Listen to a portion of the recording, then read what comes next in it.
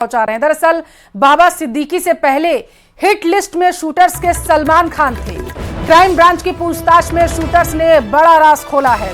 पहले सलमान को मारने का प्लान था और उसके बाद जीशान जो हैं वो निशाने पर थे शूटर्स के। तो इस वक्त की सबसे बड़ी खबर आपके टेलीविजन स्क्रीन पर है। सलमान को मारने का प्लान बनाया गया था। बाबा सिद्दीकी से पहले हिट लिस्ट में सलमान खान थे।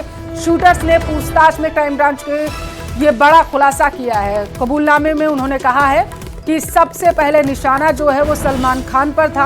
हालांकि रणनीति नहीं बन पाई, इसी वजह से बाबा सिद्दीकी को उन्होंने सबसे पहले अपनी लिस्ट में रखा। तो इस वक्त की बड़ी खबर आपके टेलीविजन स्क्रीन पर, बड़ा खुलासा हुआ है। शूटर्स ने बेहद ही यहां पर अपनी बयानों में गंभीर बातें कही हैं, जिसकी वजह से एक बार फिर से इनसे पूछताछ की प्रक्रिया और तेज की जाएगी। बताया जा रहा है कि जीशान और सलमान खान सबसे पहले हिट लिस्ट में थे।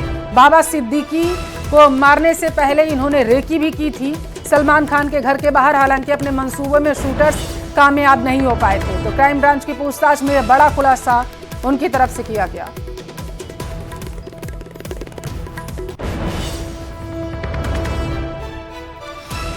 मध्य प्रदेश के शिवपुरी से बड़ी खबर है। बागेश्वर धाम की पीठाधीश्वर धीरेन्द्र शास्त्री ने हिंदू जनसंख्या पर एक बड़ा बयान दिया। सोशल मीडिया पर अब यह खूब वायरल वीडियो हो रहा है। धीरेन्द्र कृष्ण शास्त्री शिवपुरी में भागवत कथा कह रहे थे और इसी दौरान उन्होंने पत्रकारों से बात करते हुए एक सवाल के जवाब में कहा कि बच्चों के कम होने से परिवार बिखर रहा है, इसलिए 3-4 बच्चे होना जरूरी है। और अगर बच्चा एक हो लेकिन कट्टर हिंदू हो, उन्होंने कहा है कि वैसे बच्चों की संख्या जरूरी नहीं, क्वांटिटी नहीं बल्कि क्वालिटी पर ध्यान देना चाहिए। एक ही बच्चा हो लेकिन कट्टर हो। तो आपको क्या ना मानना, एक बात हम और बोलना चाहेंगे, क्वांटिटी से ज्यादा क्वालिटी होनी चाहिए। बच्चा एक हो लेकिन कट्टर हिंदू हो। क्वांटिटी भी चाहिए पर क्वालिटी भी चाहिए। क्वालिटी चाहिए, कट्टर हिंदू। 14 ना हो, 4 हो, 3 बच्चे 4 बच्चे इसलिए जरूरी है कि परिवार का विखंडन हो रहा, परिवार खत्म हो रहा।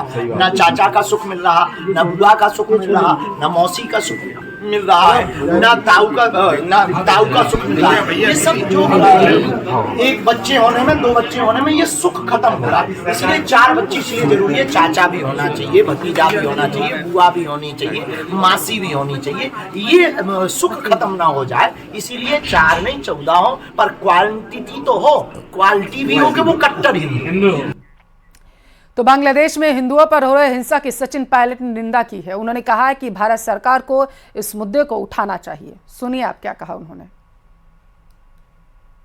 किसी भी देश में होती है वो बहुत दुर्भाग्यपूर्ण है, और जब लोगों को टारगेट करके मारा जाता है या उन पर एक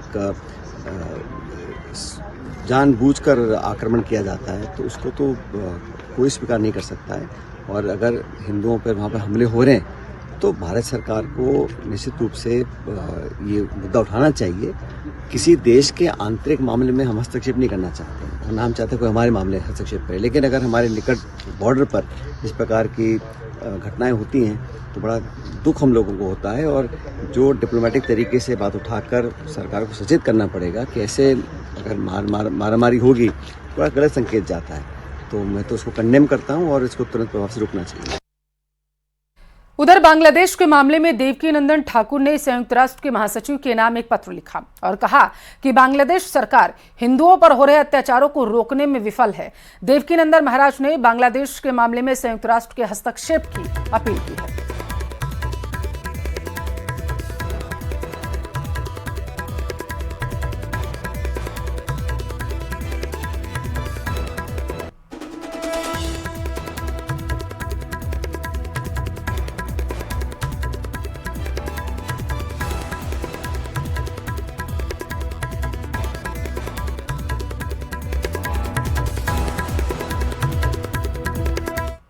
भूलो मत, जिन हिंदुओं की वजह से तुम्हें यह आजादी मिली है, उन्हीं हिंदुओं की वजह से फिर तुम्हें कहीं दूसरे दिन न देखने पड़ जाएं।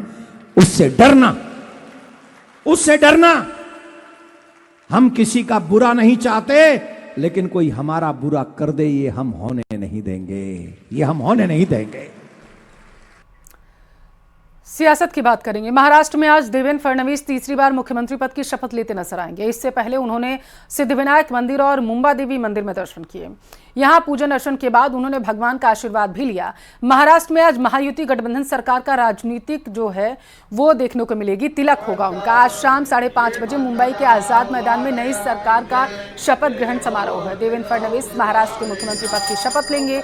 फडणवीस के साथ ही एकनाथ शिंदे और अजीत पवार महाराष्ट्र के डिप्टी सीएम पद की शपथ लेंगे। और इसके पहले कल बीजेपी विधायक दल की बैठक हुई थी, जिसमें देवेंद्र फडणवीस को विधायक दल का नेता चुना गया, जिसके बाद महायुति के तीनों प्रमुख नेता देवेंद्र फडणवीस, एकनाथ शिंदे और अजीत पवार ने राज्यपाल से मिलकर सरकार बनाने का दावा पेश किया। और आज महाराष्ट्र में नई सरकार का शपथ ग्रहण होने वाला है। देवेंद्र फडणवीस तीसरी बार महाराष्ट्र के मुख्यमंत्री पद की शपथ लेंगे। प्रधानमंत्री मोदी, गृह मंत्री अमित शाह, रक्षा मंत्री राजनाथ सिंह, बीजेपी अध्यक्ष जेपी नड्डा के साथ उत्तर प्रदेश के मुख्यमंत्री योगी आदित्यनाथ, एनडीए शासित राज्यों के मुख्यमंत्री, संत समाज, किसान, लाडली बहना योजना की 100 लाभार्थी और शपथ ग्रहण समारोह में इन्हें आमंत्रण भेजा गया है।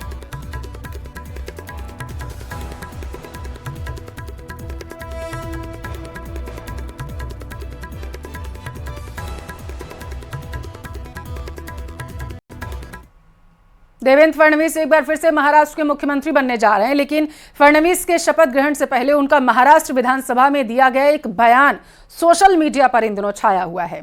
दरअसल नेता विपक्ष की कुर्सी पर बैठने के बाद फडणवीस ने कहा था कि मैं समुंदर हूं, लौट कर आऊंगा। वैसा ही हुआ।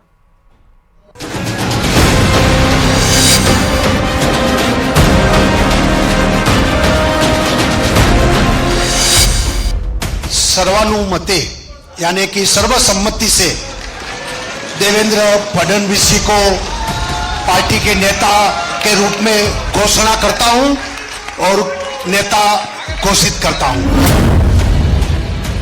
सुनले हुए सी कुत्ता भी ना पेशाब करेगा औरंगजेब की पहचान पर। अब तो तिरंगा लहराएंगे पूरे पाकिस्तान पर। मेरा पानी उतरता देख मेरे किनारे पर घर मत बसा लेना।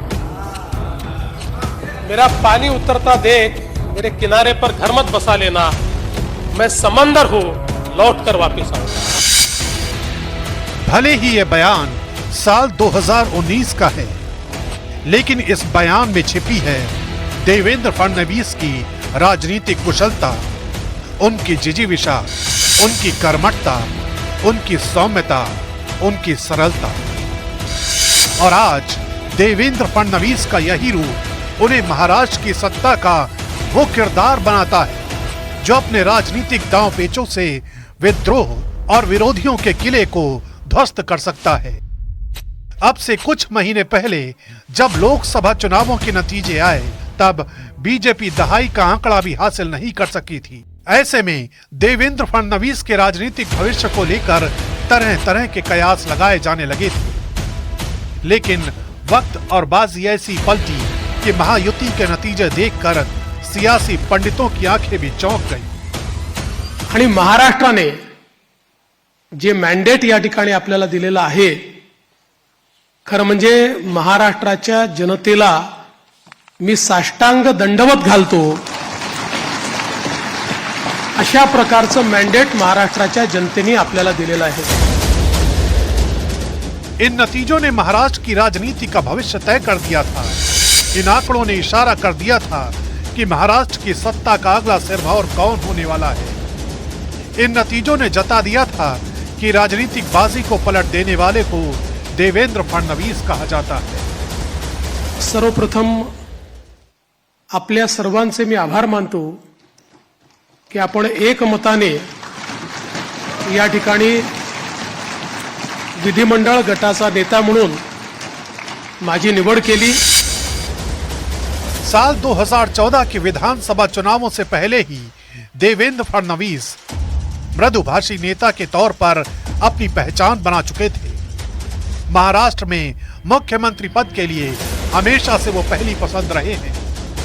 पीएम नरेंद्र मोदी के उन पर विश्वास को ऐसे ही समझा जा सकता है कि भरी सभाओं में मोदी देवेंद्र फडणवीस का जिक्र करते रहे हैं। मैं श्री एकनाथ शिंदे जी, मेरे परम मित्र देवेंद्र फडणवीस जी, भाई अजीत पवार जी, उन सब की भी भूरी भूरी प्रशंसा करता हूं। इतना ही नहीं, प्रधानमंत्री नरेंद्र मोदी की तरह अमित शाह भी देवेंद्र फडणवीस पर अटूट विश्वास करते हैं। देवेंद्र फडणवीस जनसंघ और बाद में बीजेपी के नेता रहे। स्वर्गीय गंगाधर फडणवीस के पुत्र हैं। वो गंगाधर फडणवीस जिन्हें नितिन गडकरी अपना राजनीतिक गुरु कहते हैं। लिहाजा ये समझना मुश्किल नहीं कि देवेंद्र फडणवीस का राजनीतिक कौशल किस सीमा तक है। इन चुनावों में देवेंद्र फडणवीस के लिए चुनौतियां इसलिए भी बड़ी थी क्योंकि एक तो लोकसभा चुनावों के जख्म भुलाने थे, दूसरा महायुति के भीतर टकराव के हालात को भी नियंत्रित करना था। यहाँ देवेंद्र फडणवीस ने अपने जबरदस्त राजनीतिक कुशलता का परिचय दिया। उन्होंने न सिर्फ पूरे चुनाव अभियान के दौरान अद्भुत धैर्य का परिचय दिया, बल्कि सरकार के गठन की तैयारियों से पहले भी राजनीतिक संयम की मिसाल कायम की। इन सारे समीकरणों का नतीजा ये हुआ कि महायुति में बीजेपी सबसे बड़ी पार्टी बनकर उभरी।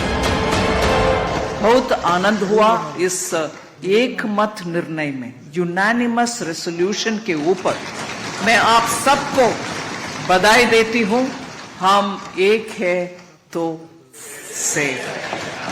धन्यवाद। देवेंद्र फडणवीस ने अपने राजनीतिक सफर की शुरुआत उस वक्त की जब 1989 में वो अखिल भारतीय विद्यार्थी परिषद में शामिल हुए। 22 साल की उम्र में देवेंद्र फडणवीस नागपुर नगर निगम में पार्षद बने। 27 साल की उम्र में वो सबसे युवा महापौर बने। 1999 में देवेंद्र फडणवीस ने पहला विधानसभा चुनाव लड़ा और जीत हासिल की। इसके बाद उन्होंने पीछे मुड़कर नहीं देखा और लगातार 3 विधानसभा चुनाव जीते। सबसे बड़ी बात यह कि उनका राजनीतिक करियर भ्रष्टाचार के आरोपों से बेदाग रहा है और अब एक बार फिर महाराष्ट्र की सत्ता में उनका राज तिलक होने जा रहा है।